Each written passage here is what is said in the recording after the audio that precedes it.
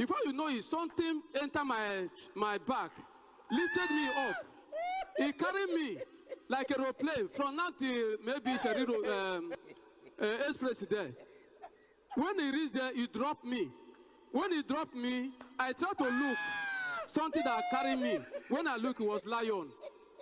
It was what? Lion. Lion. Hey. So when the lion dropped me, the place was very narrow, very tight. He now raised one of his hand up. He said, I should go like this.